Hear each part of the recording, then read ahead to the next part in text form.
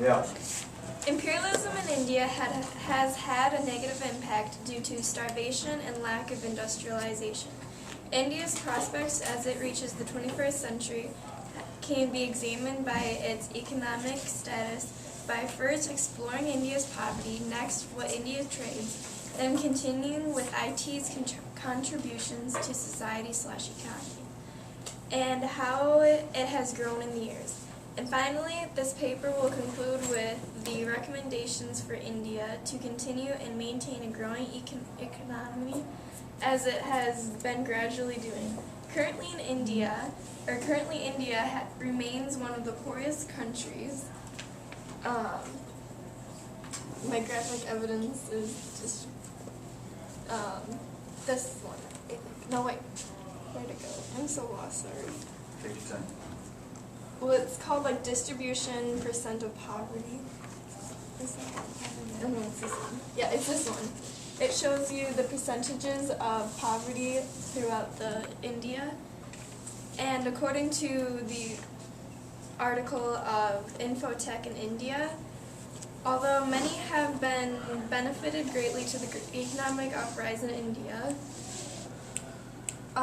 such as the rich town and the poor town as I have, due to many software industries, engineering opportunities, and hardware corporations. I believe also that imperialism has played a big effect on the poverty because imperialism continued to many famines that in result greatly affected poverty. So how is India still poor? Well, there is an estimated 250 million people below the poverty line, as stated by Sajay K. Sai. Some of the reasons that I have found in my research is that in some rural areas, education is limited, as well as water, proper housing, food, etc. And that also is like relevant inside of this picture.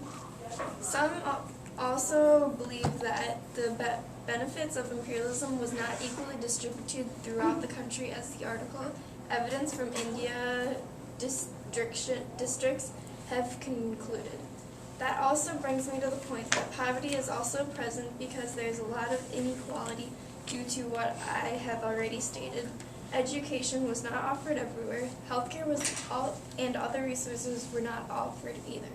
Huge corporations such as IT are not offered everywhere, but also a great point is that the government in India has taken many steps to reduce these problems stated above, and their steps have shown to steadily progress towards the goal to lessen the poverty in India.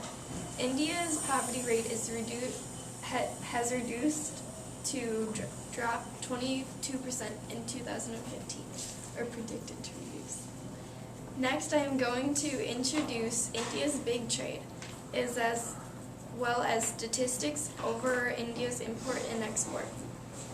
So to start off, India's top 5 trading resources is India's export of jewelry and gems, and here's an example of their jewelry. It's Bollywood inspired. And petroleum, cotton, machinery and instruments, and drug pharmaceutics, as declared on the website infodrivenindia.com.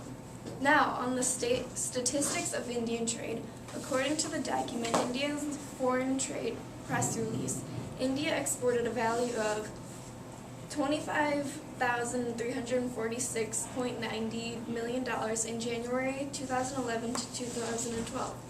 In contrast, India imported a value of $40,107.95 million. Another important aspect of India's trade is that their foreign trade policy and free trade.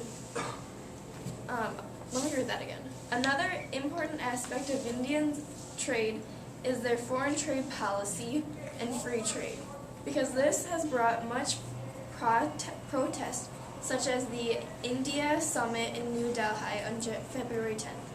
The photo evidence is right here of a mass rally, whatever thingy.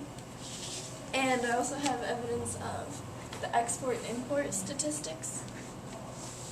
as stated by worldbank.org. Its tariffs continue to be high when compared with other countries, and its investments are still restrictive. Now, why is this important?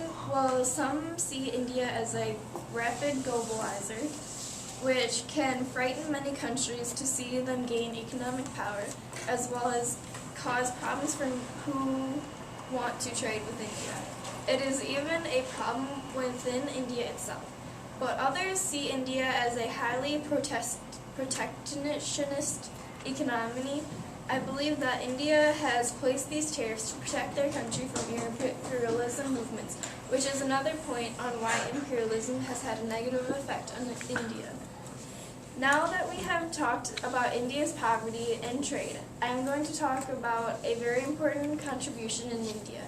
It's labeled IT, but stands for Information Technology. Many should already know that India is known for their huge advancements in technology, but many do not know that the importance of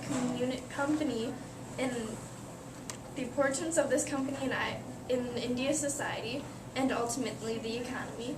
IT's importance is by how much it contributed to the national gross domestic product, and has increased from 0.6% in 94 to 95 to 4.3% in 04 and 05. It's assumed that IT will duplicate in the next 6 years, as stated by the document Present Status of Future Prospect for Economic Development. As stated by this left portion of this picture.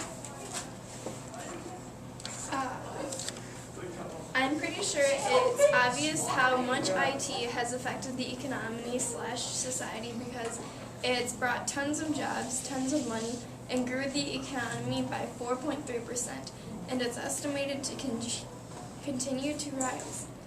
Another way that it has affected society positively is it has helped make India one of the best destinations for business process outsourcing. Moving to another note, IT has boosted annual growth rates of nearly 30% in the past 10 years, with revenues now nearing 50 billion as explained by the article Gravity Polls. As shown inside of this picture, it's the market of IT. In conclusion, imperialism in India has had a negative impact due to starvation, poverty, and causing India to have a tight foreign trade policy. After viewing India's present economic status by first examining India's poverty, next India's trade, then the contributions to society through IT's growth, and finally, recommendations for India is to continue what they have currently have been doing to boost the economy. India has shown many contributions to the economy.